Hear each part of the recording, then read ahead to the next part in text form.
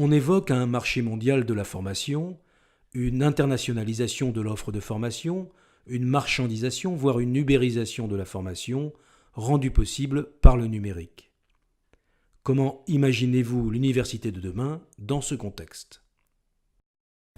Oui, alors dans le contexte international, l'université n'a pas attendu le numérique pour être dans le contexte international. Par contre, c'est vrai que l'accès à la connaissance via le numérique ou à l'information qui n'est pas de la connaissance, c'est une question qui bouscule l'université.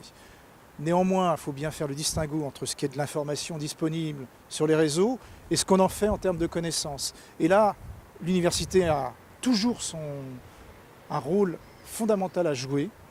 Et là-dessus, elle n'est pas remise en question par le numérique. Simplement, il faudrait qu'elle s'empare de la question de façon, disons, un peu plus profonde pour avoir ce rôle qui est un rôle sociétal de premier ordre. L'autre chose, c'est l'ubérisation. Effectivement, ça a été employé par notre secrétaire d'État il y a peu de temps dans le cadre d'un colloque sur le numérique. Il y a toujours disons, cette crainte que le numérique apporte une forme de low cost de l'éducation. Mais c'est aussi une forme d'enrichissement. Moi, je le vois comme ça, c'est-à-dire on fonctionne beaucoup sur des modes hybrides, dans lesquels on a du présentiel et du numérique.